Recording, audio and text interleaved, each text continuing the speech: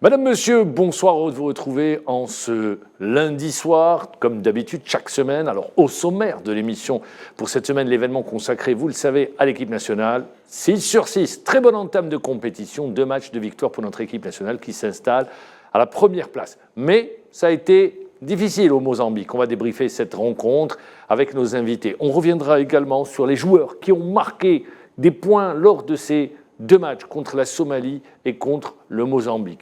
Et puis des hauts et des bas consacrés à cette interview accordée par Andy Delors. Il vous parle de l'entraîneur national. Il parle également du rôle de Riyad Mahrez en 2019.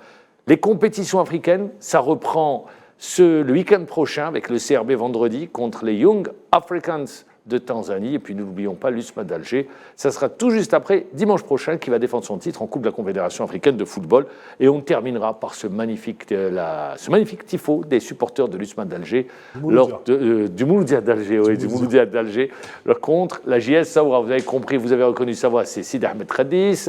Bonsoir Sid Ahmed. Bonsoir Maman. Mais avant tout, notre invité, Nasser Mekidesh. Ça nous fait plaisir de vous recevoir, Nasser Mekidesh, pour les plus jeunes qui ne vous connaissent pas. Formé à l'UPCS, qu'on appelait Klaus Alambi à l'époque, également passé par la grande école du nerf du Sindé, et puis vous avez atterri, vous avez fait la majeure partie de votre carrière au Cheb Briadi de Belouizdad, puis par la suite entraîneur dans les catégories de jeunes. Vous avez été également directeur technique au niveau de la fédération qatari, et aujourd'hui vous êtes de retour après plus de 20 ans en Algérie comme entraîneur aux côtés de Paqueta au Cheb Briadi de Belouizdad. Merci d'être avec nous. Merci Mazen, merci de l'invitation. J'espère que le débat sera alléchant. Non, mais ça sera intéressant. C'est bien avec un regard comme ça à l'extérieur. Tout d'abord, vous revenez en Algérie. Ça fait 20 ans. Bon, je sais que vous faisiez des allers-retours, mais concernant le football, après 24 ans, qu'est-ce que vous dites? Bien sûr. Comment vous avez retrouvé Pour vous, ça a changé, ça n'a pas changé par rapport à notre époque. Tout a changé, les moyens, et je pense que ça progresse. Maintenant, il faut axer sur le travail, parce qu'il n'y a que le travail qui donne de fruits. Vous trouvez que les clubs ont des moyens beaucoup plus importants? Maintenant, ils ont beaucoup de moyens par rapport à ce qu'on était dans les années 80. Mais je pense que c'est la vie, c'est comme ça, ça marche. Ça évolue, donc, ça évolue. Donc, on époque. accepte et voilà, nous revoilà dans le même bateau. On va essayer de donner ce qu'on peut pour le CRB au moins. Avec un super challenge. Et il y a les moyens, et il y a les mentalités aussi. Est-ce que vous trouvez que les jeunes, mentalités ont changé? Il a raison de poser la question. Parce qu'il y a beaucoup de parlotte, les médias, Facebook, les réseaux sociaux. Et les jeunes footballeurs, par rapport à votre époque, comment vous les trouvez, la nouvelle génération? Ça va vite. C'est tout à fait différent, parce qu'à notre époque, déjà, quand on voit un ancien joueur, on ne peut même pas parler devant lui, donc c'est le respect. Et aujourd'hui ça a changé, c'est la mentalité, ça a changé, et on y va avec. Ah bien, très bien, de toute façon vous êtes obligé de faire avec. Des hauts et des bas, plutôt l'événement de Stade 24.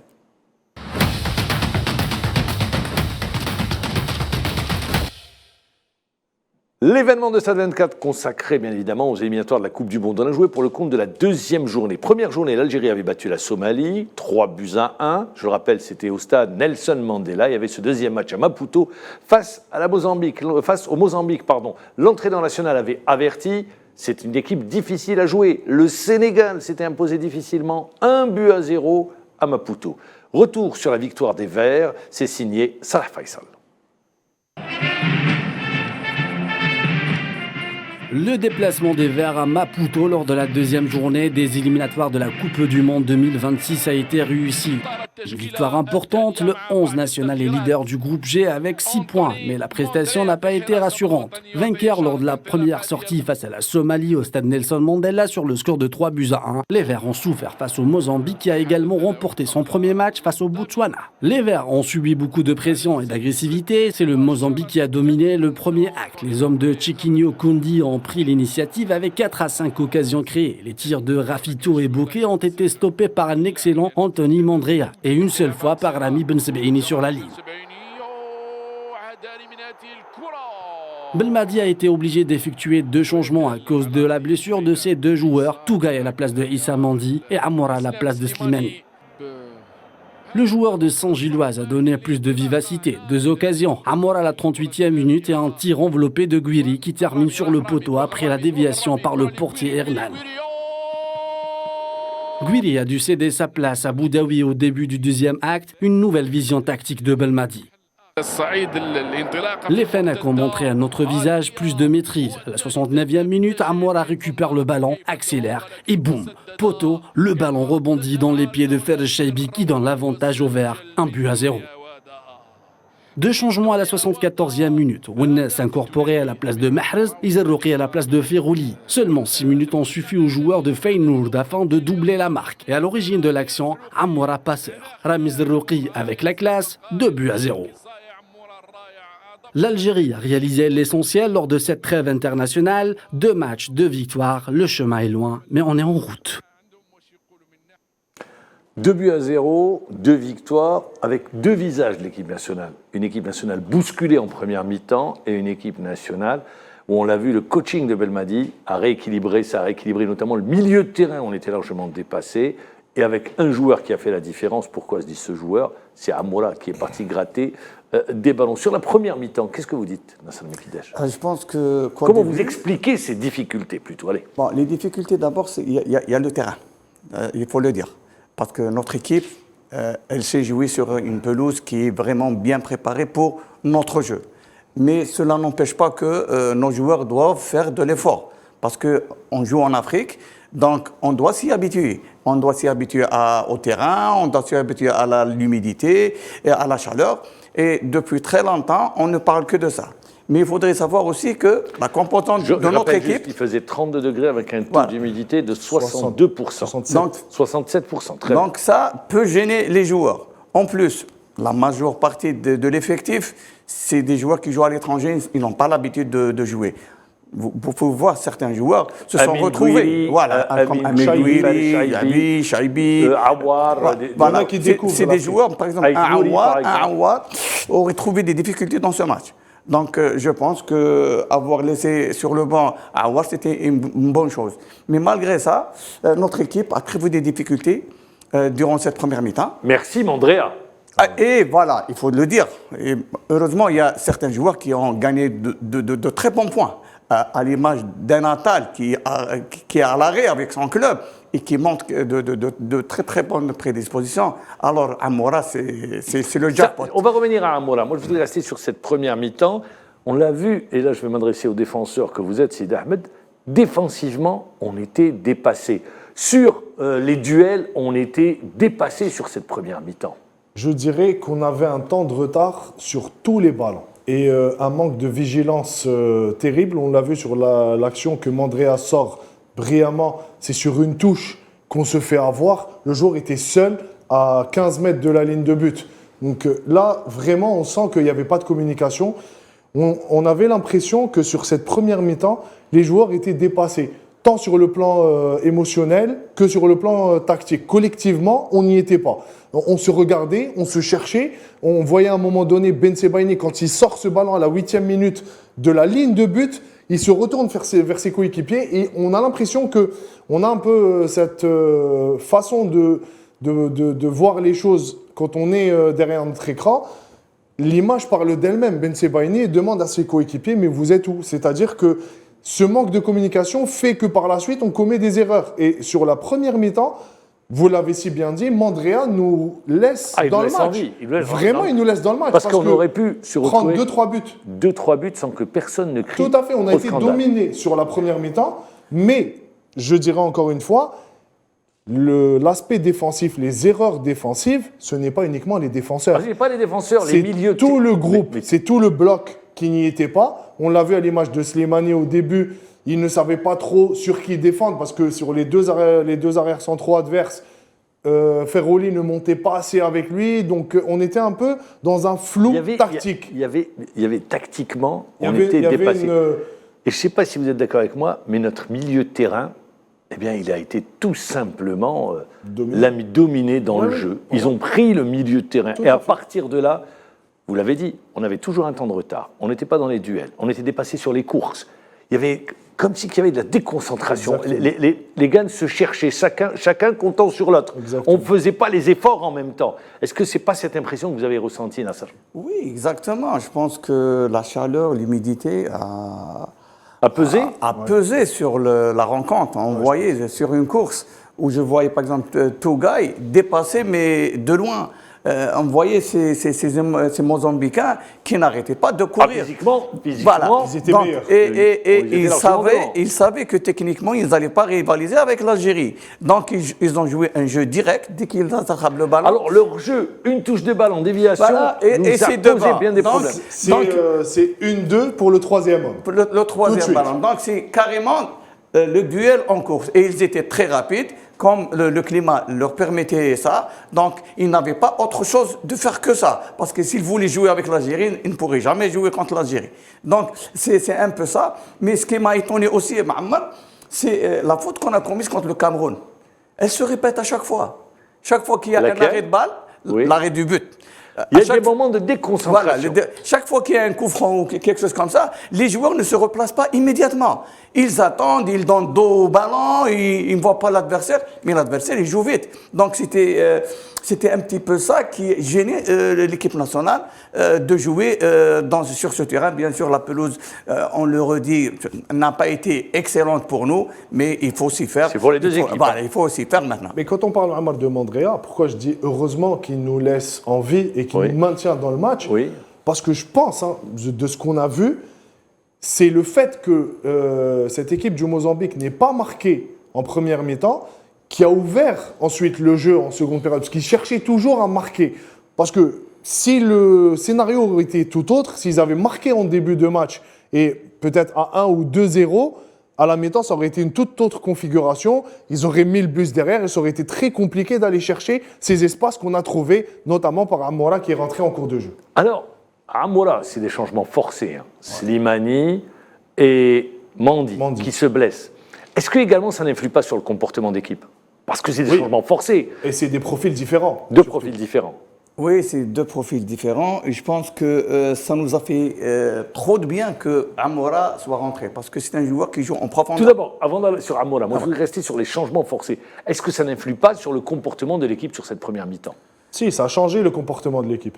Voilà, Si, oui, bien sûr, parce que c'est des styles différents. Si tu vois, Amora et Slimani, c'est des styles différents. Amora, Slimani qui est porté sur les balles aériennes, son jeu de tête et son expérience, alors que Amora, c'est sa fougue, c'est sa vitesse et sa technique, bien sûr. Mandi Mandi, Tougaï, bon, c'est un bon remplaçant pour Mandi, sauf que peut-être le climat un petit peu l'a gêné et on l'a vu. Pourtant, il a l'expérience avec l'espérance. C'est là où mais j'étais étonné. disons qu'il a été un petit peu pris de vitesse. Je pense qu'il faut revoir certains aspects défensifs. Quand on joue contre des joueurs très rapides, il faut toujours faire des couvertures et jouer en s'entraidant. Parce que des fois, tu as un joueur qui est rapide, à 1 contre 1, il peut passer. Donc, mais à 2 contre 1, on peut plus ou moins le mobiliser. Le contenir. Donc, voilà, le contenir. Donc, je pense qu'il faut réfléchir quand on joue contre des adversaires qui ont cette qualité et qu'il faut travailler ensemble sur le plan tactique, faire les couvertures,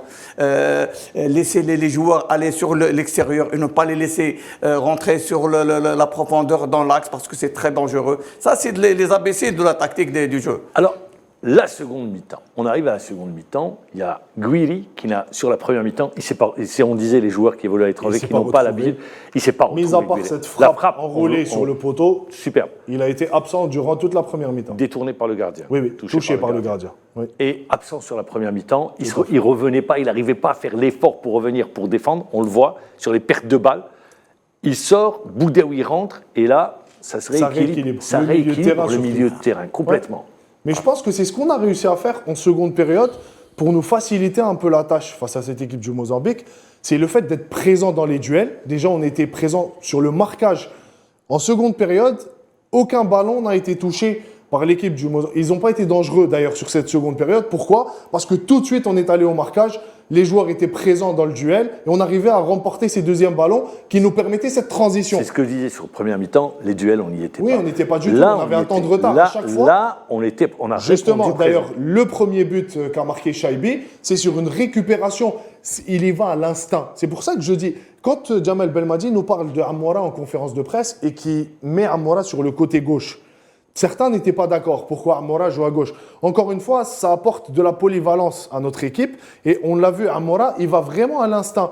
Quand on est présent, quand on va tout de suite vers le porteur du ballon, quand on fait le pressing nécessaire, Amora a cette capacité de le faire. C'est un joueur jeune qui est encore physiquement toutes ses capacités. Il va vite, il y a le redoublement d'efforts, il le fait à chaque fois. Il le fait à l'aise, il est à l'aise. Donc il est très à l'aise. C'est pour ça que sur une récupération, on récupère le ballon à 35 mètres, 40 mètres des buts adverses. Tout de suite, il se projette, il fait la différence sur le coup de rein physiquement et sur l'accélération, et là c'est fini. Après, quand on est présent dans les duels, c'est là où on remporte les matchs. Très bien.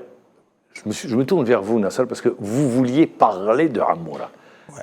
Il va gratter 2 ballons qu'il récupère, et vous avez vu la différence, il fait la différence. Ouais. Exactement. Je pense que Amoura, c'est un joueur actuellement qui gagne beaucoup de points dans cette équipe. Et je pense pas très longtemps, il va être l'un des titulaires de cette équipe. Parce qu'il a une certaine vitesse, il a un centre de gravité très bas.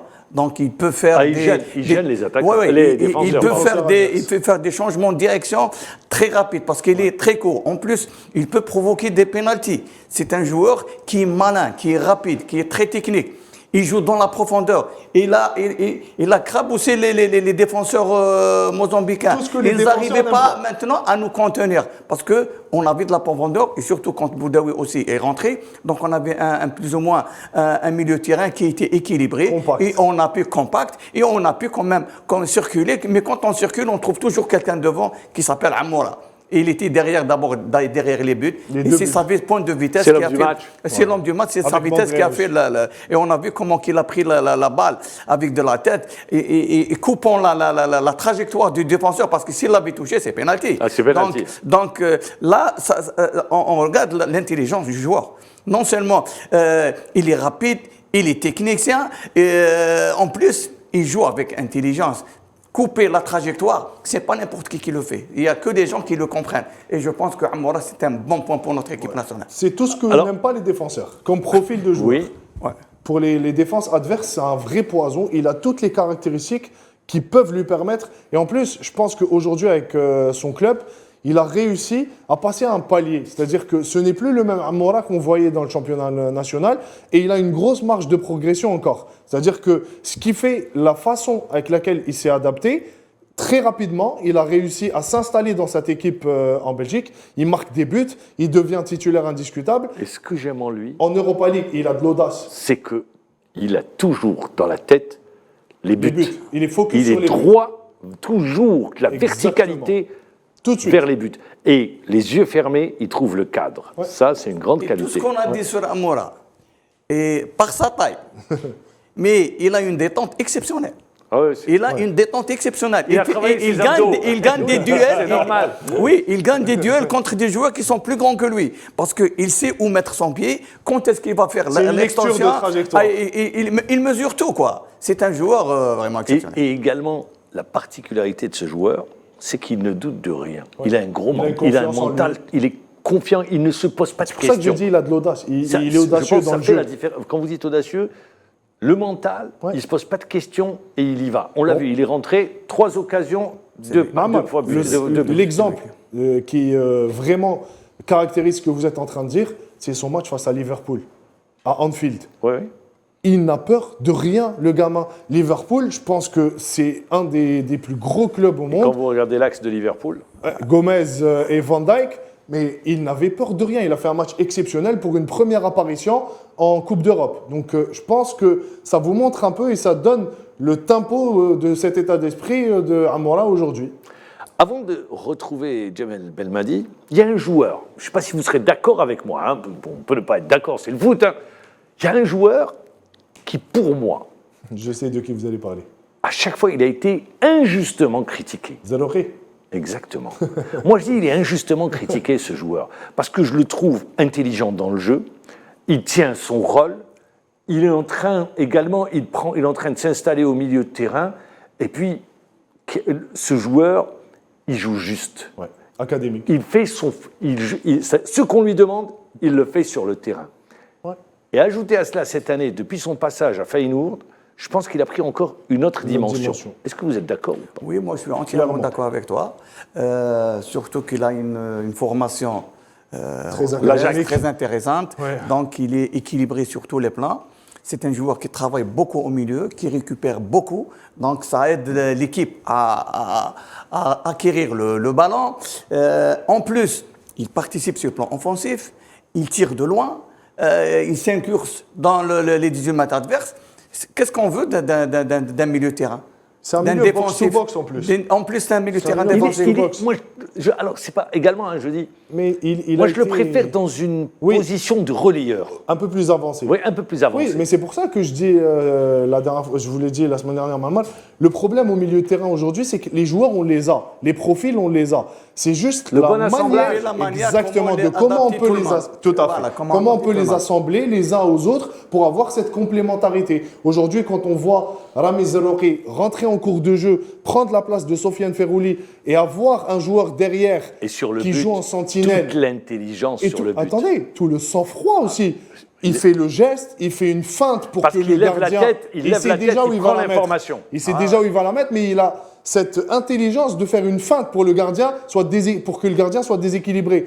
Donc pour moi, c'est de la façon et la manière avec laquelle et dont Jamel Belmadi va occuper ce trio du milieu de terrain.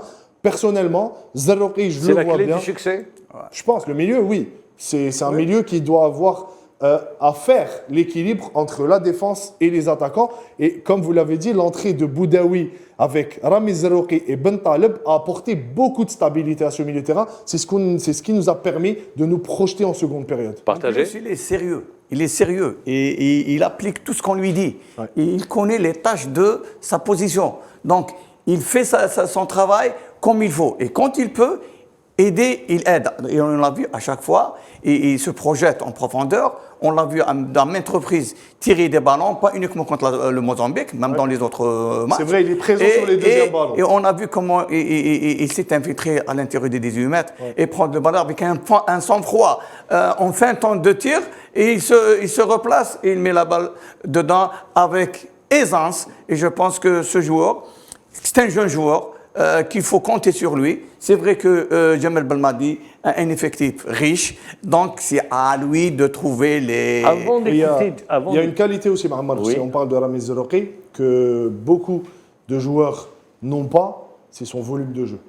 Il a un volume de jeu extraordinaire. On l'avait vu d'ailleurs, on avait fait pas mal de matchs dès son arrivée, son premier ou son deuxième match. Ce qui est vraiment tapant, ce qui tape dans l'œil de tous les téléspectateurs, des connaisseurs, des spécialistes, c'est ce volume de jeu. Car Ramiz Zerouki, quand il est au milieu de terrain, on le voit souvent, il est présent. C'est-à-dire qu'il est impactant au milieu. Et ça, c'est une qualité. Pour un milieu de terrain, je trouve que c'est une qualité entre la Coupe extraordinaire. d'Afrique des Nations qu'on avait jouée au Cameroun et aujourd'hui, il a grandi. Oui, d'accord. Il a grandi, il a gagné, il a découvert l'Afrique. Tout à Et fait. aujourd'hui, il s'est installé. Il y a un joueur également qui s'est installé sur le flanc gauche, c'est Aït Nouri. Quel joueur? Bien sûr, Aït Nouri, il n'y a rien à dire. Si Liverpool lui court dessus, c'est pas par hasard. C'est Ah pas par oui, hasard, ça, c'est pas c'est par sûr. hasard. Si Parce Klopp que le veut. c'est un joueur actuellement qui favorise la stratégie ou le plan de jeu de Belmadi, qui compte sur ses arrières latéraux, qui font l'aspect offensif. Heureusement, comme on vient de parler de Zerouki, qui fait ce travail défensif, une fois que Aït Nouri ou Attal montent pour faire ses actions offensives, pour faire Il y a les une couvertures. couverture. Donc ça, c'est très important dans une équipe, trouver toujours quelqu'un qui couvre l'autre. Donc c'est un travail collégial et je pense que Belmadi travaille sur ce volet-là. Et Aït Nouri, franchement, c'est un joueur qui est émerveillé. Ah, il est parti pour Ah s'installer. oui, oui. Et si Liverpool veut le prendre, c'est pas par hasard. Eh ben, très bien. On va écouter l'entraîneur national après cette victoire face au Mozambique. 6 points sur 2 matchs, on va faire la fine bouche. Donc c'est une très bonne chose. On se rend compte que aucun match n'est facile en Afrique. On l'a vu, on a entendu parler des résultats. Nigeria contre les Lesotho à domicile, plein d'équipes. J'ai vu la construction d'un match, par exemple Mali-Tchad. J'ai vu qu'ils ont eu du mal à aller jusqu'au bout, alors que c'est une grosse équipe, le Mali, et qu'ils ont eu du mal au début. Ça finit 3-1, je crois, mais à un moment donné, il y a eu 1-1. Bref, je crois qu'ils ont marqué à la 74e minute, 78e minute, je crois 82e minute, le Mali. Donc il n'y a pas de match facile, encore moins contre des équipes comme le Mozambique, qui est vraiment une équipe sur laquelle qui a une assise technique, qui joue avec beaucoup d'expérience, beaucoup de tranquillité, beaucoup de voilà, ils n'avaient rien à perdre. C'est une équipe, je ne sais pas s'ils ont des ambitions d'aller se qualifier dans cette Coupe du Monde, peut-être, hein, sûrement. Donc on démarre une phase de qualification pour y aller. Mais j'ai trouvé qu'ils ont joué avec beaucoup Beaucoup d'assurance, beaucoup d'assurance. C'est ça qu'on avait étudié chez eux. Des fois, on étudie une équipe, elle joue d'une certaine manière, dès qu'elle joue contre nous, elle joue d'une autre manière. Et ben, il faut leur tirer le crédit parce qu'ils sont restés dans leur principe de jeu. Et je suis sûr qu'il n'y aura pas beaucoup d'équipes qui viendront gagner ici. Ça va être très compliqué pour les futurs adversaires du Mozambique à Maputo. Alors, vous avez parlé de la richesse du banc. On a posé la question a été posée, à Djamel Belmadi. Mais je pense que la construction du match en elle-même, on a eu un très bon début de match.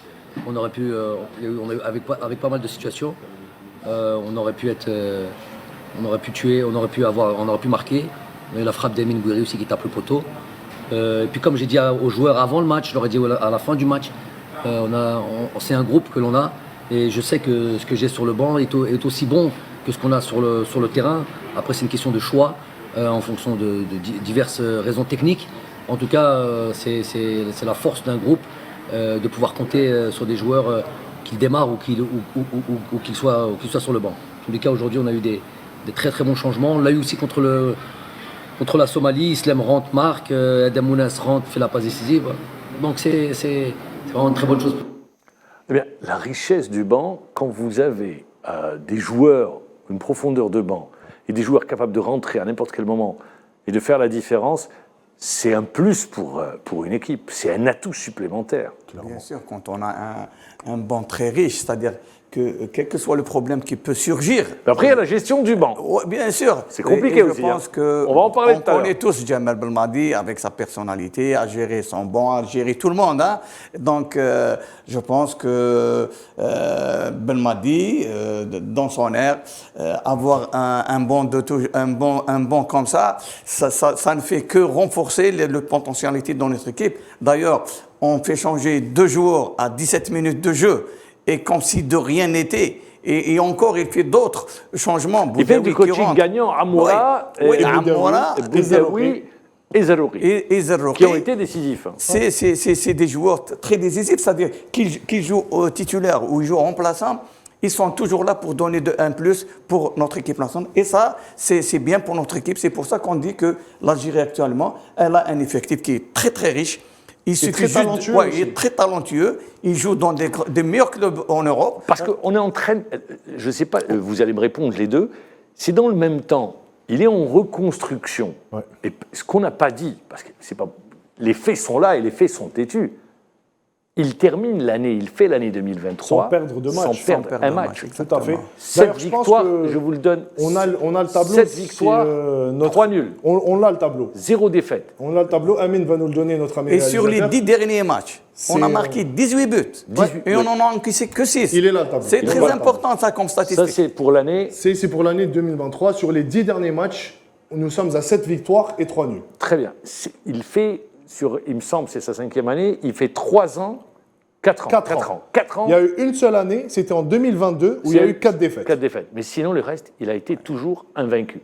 Tout de même, les chiffres parlent. Mais je pense que, comme et sur une année de transition, avec une nouvelle génération qui arrive, et il marque des points, il débute bien à la Coupe du Monde, disons-le que c'est un groupe qui a appelé à prendre en confiance, à grandir avec une marge de progression. C'est ce qui est intéressant, c'est ce qui ressort de ce groupe. Bien sûr, quand on voit la moyenne d'âge de notre équipe nationale aujourd'hui, on va dire que ça présage de bonnes choses pour que ce soit cette Coupe d'Afrique, la prochaine ou même la Coupe du Monde. Il ne faut pas trop s'emballer sur cette Coupe d'Afrique. Non, pas sur celle-ci, mais je parle de reconstruction. Quand on voit le groupe aujourd'hui, franchement, c'est une problématique que tous les entraîneurs aimeraient avoir.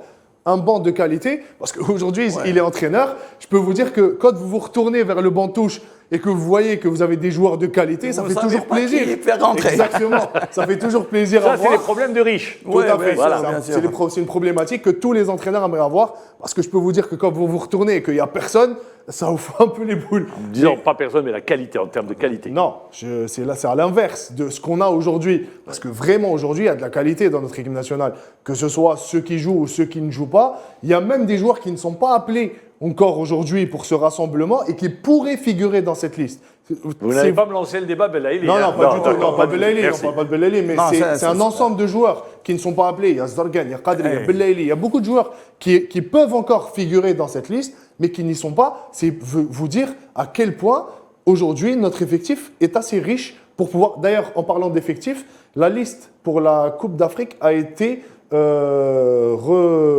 revue. On passe à 27 joueurs au lieu de 23. Voilà, ça c'était pour l'actu. Très bien. Avant de vous retrouver dans Salam Kidesh, une petite respiration et on revient.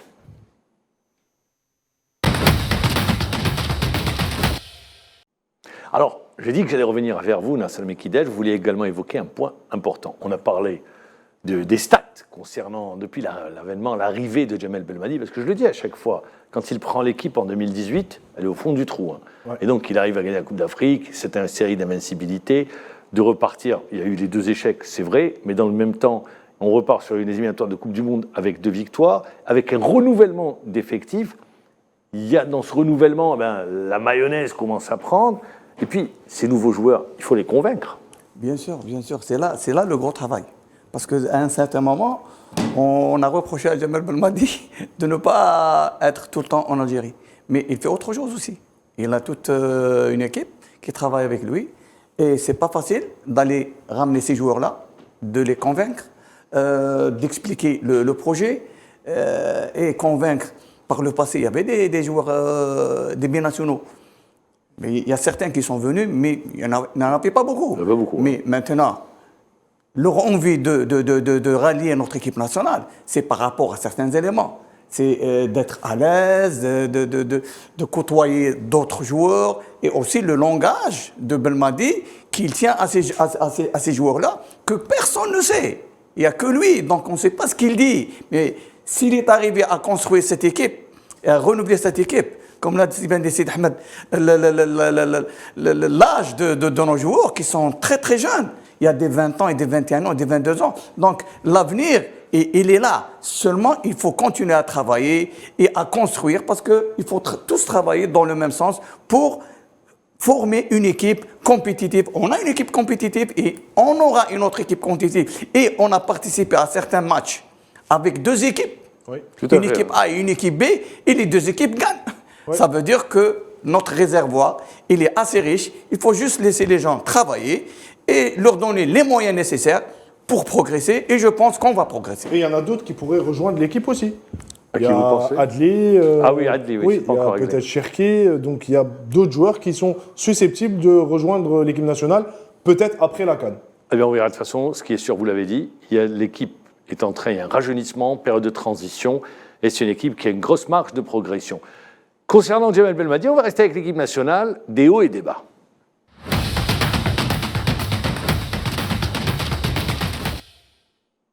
Alors, des hauts et des bas, c'est intéressant, parce qu'il y a un joueur, Andy Delors notamment, qui s'est livré à cœur ouvert, on pourrait le dire ainsi. Et il parle de Djamel Belmadi et de sa relation avec l'entraîneur national. Et voilà, Riyad était le capitaine et c'était le chef de meute, tu vois. Ouais. Le chef de meute, pas par rapport à son caractère, parce que c'est pas un capitaine de caractère. Il y a des capitaines de caractère, il y a des capitaines, des leaders techniques, mais il avait ce truc-là. Tu vois, par exemple, la demi, le coup franc qu'il met. Oh. Tu vois, il nous fait du bien, il fait du bien à tout le monde. Mais ça, c'est des leaders techniques qui... Tu savais qu'il pouvait te changer le match à tout moment. Et on avait besoin de ça. Et après, comme tu dis, il y avait toutes les planètes qui étaient alignées. Il y avait le match de la Côte d'Ivoire aussi en quart. Je crois Bardad, il manque un penalty derrière. On arrive quand même à marquer. Il y a plein de choses qui font que... Et après, on va pas se mentir. Il y a le public qui fait la différence. Ouais, c'est sûr. C'est des avions... Des avions qui arrivaient de partout du monde entier pour venir. Il y avait chaque match, on était à domicile.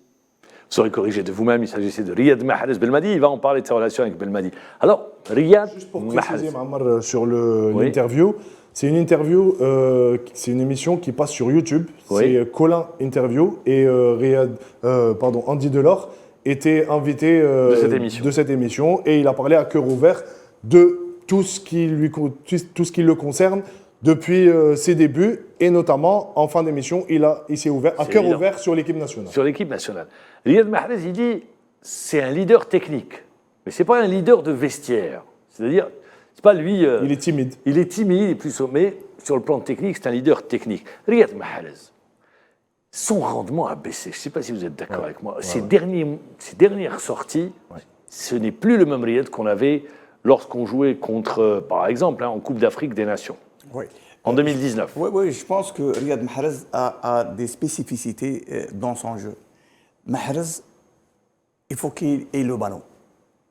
Mahrez, son ballon, il n'est rien du tout. Mais avec ballon, il peut faire tout ce qu'il veut. Mais je ne sais pas si vous avez lu l'interview de Riyad Mahrez, où il parle de son évolution dans le jeu, notamment sous la coupe de Pep Guardiola. Il dit, avant l'avènement de Pep, quand j'étais à Leicester, c'était le dribble. Voilà. Mon jeu était plus axé sur le dribble. Et à City, c'était plus le jeu de position. Le jeu de position à City, il dit, après, c'était quasiment automatique. Je bougeais, l'autre prenait ma place, et ainsi va aller. Et c'est un jeu de passe. Ouais. Voilà. Oui, parce que... Donc, il a évolué dans le jeu, mais son rendement, moi, il ne fait plus la différence. Individuellement, il a baissé. Il a baissé, oui, il ne fait pas la différence. actuellement, il a baissé. Il a baissé, c'est normal, parce qu'il commence à avancer en âge, c'est vrai, il y a le l'âge physique qui diminue. Mais je trouve aussi, à un moment donné, on ne joue pas trop avec lui. Je pense qu'il est un petit peu esselé. On n'arrive pas à le mettre dans de bonnes conditions. On a vu, il rentrait dans le cœur du jeu, il libérait l'espace, le côté pour Attal. On a vu des combinaisons à 3, mais lui n'est pas décisif dans le dernier geste, dans la passe. On le retrouve qui joue sur une pelouse nickel. Sinon, Mahrez, dans des matchs en Afrique, je pense qu'il ne pourra pas être au top comme il le faisait avec City. Mais on l'a vu même contre la Somalie. Oui. Pas, à Alger, City, et à City, il ne fait pas le même travail qu'il le fait avec l'équipe nationale. Pourquoi? Parce qu'à City, on lui demande de rester là-bas, on lui donne le ballon. Ça, c'est quand il était à City. Mais en Arabie Saoudite. En Arabie Saoudite, il a été critiqué au début. Je trouve qu'il n'est pas très sollicité. Il faut lui donner beaucoup de ballons. Si vous voulez que Mahrez fasse beaucoup de choses, il faut lui donner le ballon. Parce que quand il a le ballon, il te fait des passes imaginaires. Et avec une passe, il peut éliminer toute une ligne. Il peut te faire sortir face au gardien. Il faut juste regarder les statistiques en Arabie Saoudite. Ces buts il a marqué et combien de passes décisives. Il est en train d'accroître ses stats. Ça, c'est très important parce que Mahrez a une qualité que personne n'a. C'est à l'intérieur de la surface de réparation. Il est très dangereux. Et il est très dangereux, surtout avec ses enroulements du gauche. Ou pas? Pardon? Il y a baisse de rendement ou pas? Si, il y a baisse avec l'équipe nationale, ça c'est certain, alors, il faut le dire. D'ailleurs, Jamal l'a fait sortir pour Ounas, c'est pour le faire... Ounas a apporté de la vivacité. Hein. Oui, techniquement, il rentre physiquement un peu plus frais, c'est normal. C'est un joueur aussi qui est très technicien aussi. Il revient de blessure, je le rappelle, avec Lille, il a retrouvé du temps de jeu. 2-3 matchs où il était rentré en cours de jeu avec le LOSC. Mais là, il gagne vraiment en temps de jeu et on le voit sur la qualité technique. Il est précieux pour notre équipe nationale dans sa façon à conserver le ballon. Il arrive à trouver tout de suite dans les petits espaces, il arrive à faire sortir le ballon. Il est précieux dans la conservation. Quand il faut aller vraiment conserver, chercher le ballon, gagner, grappiller. Vous avez vu sa position en défense, comment il est revenu? Ouais. À hauteur, il était dans la surface de réparation. À hauteur de 18 mètres. À hauteur de 18 16 mètres 50. Je voudrais rester avec vous. Alors, vous dites également Mahrez. Oh, moi, je l'ai vu à Alger contre la Somalie. Ouais. C'était pas le grand Mahrez, le dernier match. Ça fait un moment. Moi, je pense que c'est depuis sa dernière saison à City, où il ne jouait pas vraiment les grands matchs. Quand Guardiola ne fait pas appel à vous, il avait trouvé... C'est à partir des quarts de finale. Des huitièmes. Des huitièmes de finale. C'est à partir des huitièmes de finale où vraiment il était mis de côté. L'année de la consécration. Tout à fait. L'année où ils ont remporté la Champions League. Avant, le triplé, je dirais même. Oui, mais beaucoup plus en Champions League. C'est lors des grands rendez-vous, on ne le voyait pas, il était toujours sur le banc. On lui donnait un peu plus de temps de jeu en championnat, limite face à des équipes de bas de tableau, ou quand il fallait faire un turnover. Mais Mahrez a perdu sa place de titulaire à City. Et je pense que c'est de là que le déclin a commencé. Même en équipe nationale, on le ressentait. Ce n'est plus le Mahrez qu'on avait connu en 2019 et 2020. Vous l'avez dit, aujourd'hui... C'est le capitaine. Techniquement, on sait qu'il peut faire de grandes choses. Il peut faire la différence. Andy Delors le dit, il le côtoie chaque jour, il le côtoyait chaque jour à l'entraînement. Donc, je pense que ce qu'il a perdu, c'est beaucoup plus cette confiance et cette capacité à tirer le groupe vers lui. Nassal le disait tout à l'heure, on ne joue pas trop avec lui. Mais quand vous êtes un grand joueur, le ballon passe automatiquement par vous. Il faut les pousser à te donner le ballon. Exactement, il faut aller le chercher, il faut aller provoquer le destin, ne pas se contenter d'être sur le côté et attendre les ballons. Donc, vous l'avez dit, il n'est pas aussi décisif qu'avant. Très bien. La relation d'Andy Delors avec l'entraîneur national, Djamel Belmadi. Ouais, j'ai une discussion avec Belmadi. J'ai une discussion avec Belmadi. Comment elle se passe? Et d'ailleurs, voilà, elle se finit pas très bien, tu vois. Elle se finit pas très bien. Et voilà, je lui dis que ça va être compliqué pour moi pour la CAN. Pour les raisons on a parlé tout à l'heure, que plusieurs raisons qui faisaient que ça va être compliqué pour moi, tu sais, d'être le troisième attaquant à ce moment-là, de découvrir notre club. Et je lui dis un peu tous les problèmes que je t'ai dit tout à l'heure. Et mon père qui est hospitalisé à ce moment-là, Ouais. je lui dis que je suis pas prêt à, voilà, que pour l'instant voilà, je suis pas prêt à y aller, quoi. Et après ça se chauffe un peu avec Djamel, mais après on a eu Djamel, c'est quelqu'un que j'aime beaucoup et qui m'a apporté beaucoup, donc mais à ce moment-là, voilà, c'est vrai que c'était un peu tendu. Et après on a rediscuté et il a compris aussi ma décision à ce moment-là. Je le comprends qu'il le prenne mal, mais à 1000%. Ouais. À 1000%. Mais à ce moment-là, moi, je voulais être performant en club pour justement pouvoir voilà, avoir plus de temps de jeu en sélection. Après, j'ai jamais.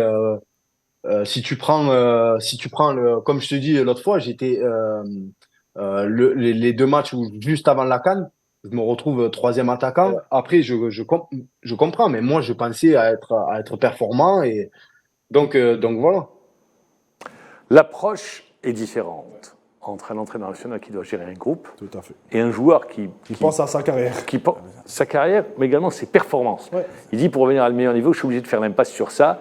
Et du coup, ça crée des étincelles. C'est un choix de carrière. Je pense qu'il était très sincère dans son allocution et il a fait quelque chose de bien. Et tout le monde pensait qu'entre Delors et Belmadi, c'est le torchon qui brûle. Non, mais au début, c'était tendu. Mais, Après, mais je pense que la sagesse de Delors dans son intervention, je pense que c'est un gars qui est simple, et il ne prend pas les choses au-dessus de son cœur.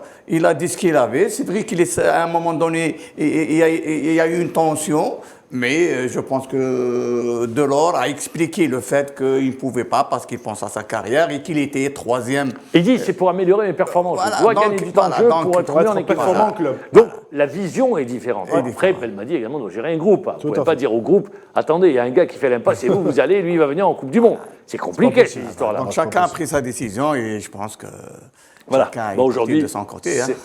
Aujourd'hui, lui, il a choisi. Il a quitté la France. Il est au Qatar. Il est au Qatar. À Omslal. Ouais, à Omslal. Bon, est-ce qu'il va... Ça m'étonne, puisqu'il ne fait pas partie des plans. Il fait plus partie des plans de Djamel Belmadi. Alors, on va arriver à l'actualité. On va quitter l'équipe nationale pour arriver à une actualité également continentale. Reprise de la compétition africaine. Le CRB qui joue Young Africans, qui était dans le groupe de l'USMA d'Alger, Young Africans, de Tanzanie. Premier match. Vous venez au CRB, vous avez intégré le CRB cette saison. Après 4 titres de champion. Début de saison, c'est vrai qu'ils sont 3e le CRB, mais il y a eu 2 défaites. Ça faisait longtemps que le CRB n'avait pas connu 2 défaites en entame du championnat. Est-ce que vous sentez que votre groupe est en progression et que vous êtes fin prêt pour pouvoir aller jouer un match de Champions League africaine? Actuellement, et après cette trêve forcée, je pense que... Vous restez sur une victoire contre la JS 1-0. On a travaillé, disons, pratiquement 3 semaines. On est arrivé même à des buts quotidiens parce qu'il y avait beaucoup de lacunes. Il y a eu 2 joueurs qui sont partis, c'est des joueurs clés, à savoir Bouchard en défense et Merezi Guidaraoui au milieu de terrain. Là où actuellement on a un peu de difficultés, mais on est en train de travailler pour essayer de pallier à toutes les carences qu'il y a entre les joueurs. Il y a aussi un petit bobo de 2 joueurs qui n'ont pas encore... Vous avez fait appel, par exemple, à un joueur comme Adlen Guedioula pour ce type de compétition. Oui, mais malheureusement, il joue de malchance. Il se blesse. Il a eu de la malchance, il s'est blessé, il a eu une petite déchirure, où il s'est déplacé avec l'accord, bien sûr, de la direction, au Qatar, à Aspeta. Je l'ai vu au stade, il est revenu. À Aspeta, donc il s'est soigné, il s'est bien soigné, et il est revenu en bonne santé et il est prêt, mais seulement on n'a pas pu l'aligner contre la JSK parce qu'il ne s'est pas entraîné avec le groupe. On a discuté avec lui et que lui-même voulait discuter avec nous. Donc on lui a tenu un langage franc qu'il a accepté en tant que professionnel parce que Adlan est un joueur très professionnel. Il fait ses trucs à la perfection et je pense que partir à Spétal, c'était une bonne chose parce qu'il a vu tout devant lui. Les kinés, la médecine, oui, bon, il y avait tout. Il y avait tout. Donc, il vient de revenir. On compte sur lui parce qu'on a besoin de lui. On a besoin de tout le monde d'ailleurs.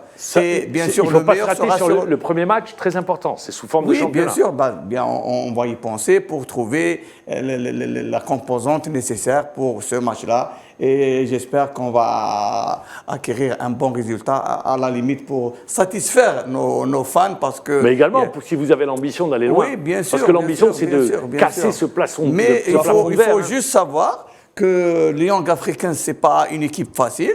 C'est une équipe qui est au top du classement dans leur pays. L'année dernière, déjà, on avait fait la réflexion, 12 étrangers. 12 étrangers. Actuellement, c'est 13 étrangers. Il y en a un plus. Oui, 13 étrangers. Ça veut dire quand même qu'ils rassemblent des joueurs de partout d'Afrique pour construire une équipe. Je pense que la Tanzanie a misé sur cette équipe pour la représentation africaine.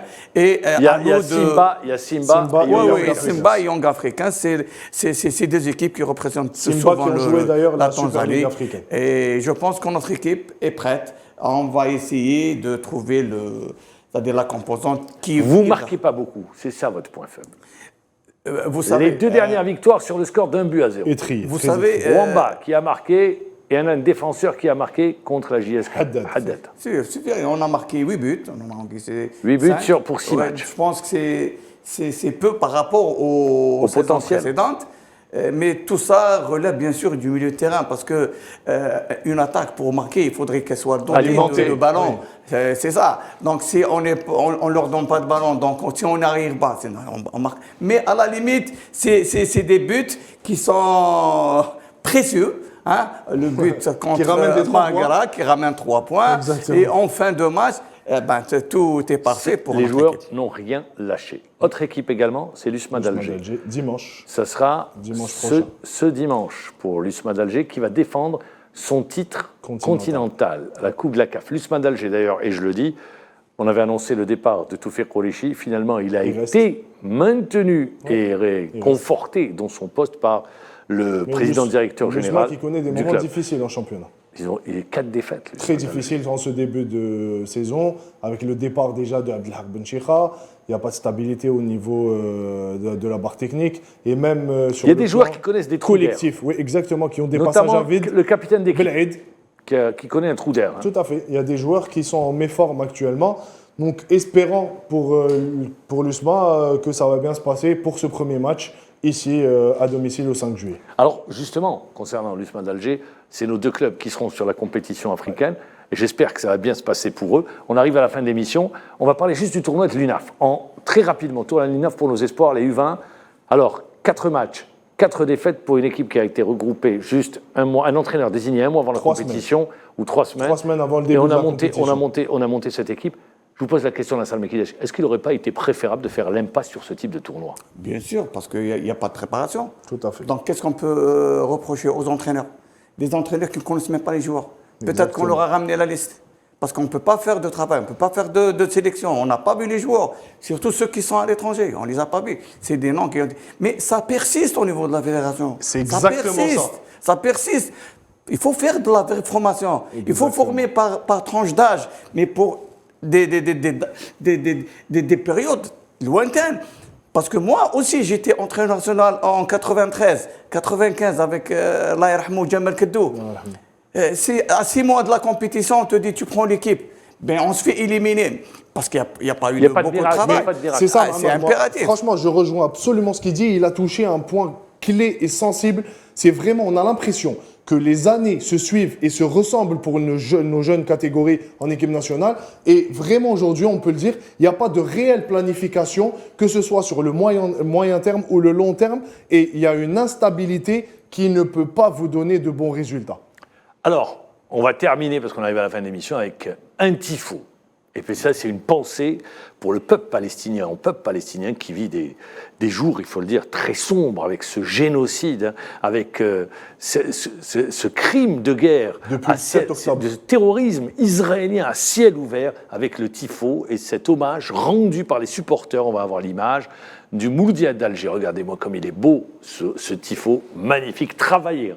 Parce qu'il a été travaillé, réfléchi. C'est une pièce extraordinaire. Magnifique. Vraiment, c'est ce qui se fait de mieux à l'échelle mondiale, Mohamed, je peux vous le dire. Et ce tifo Bravo a aux fait supporters. le tour du monde en quelques heures, quelques clics. Vraiment, il y a même un youtubeur palestinien qui a montré ce tifo et qui a rendu hommage au peuple algérien et plus précisément au peuple du Mouloudia, aux supporters du Mouloudia. Vraiment, nos pensées vont au peuple palestinien. Il a été travaillé. Il a été travaillé, ce tifo. Et bien évidemment, c'est une pensée qu'on a pour tous les Palestiniens. C'est une œuvre d'art. Vraiment, c'est une œuvre d'art. Je pense que ce qu'a fait le Mouloudia, c'est l'Algérie, hein, parce que le Mouloudia représente l'Algérie. Je pense que la position de l'Algérie vis-à-vis de la Palestine, elle ne changera jamais. Elle ne changera jamais. On est toujours avec la Palestine.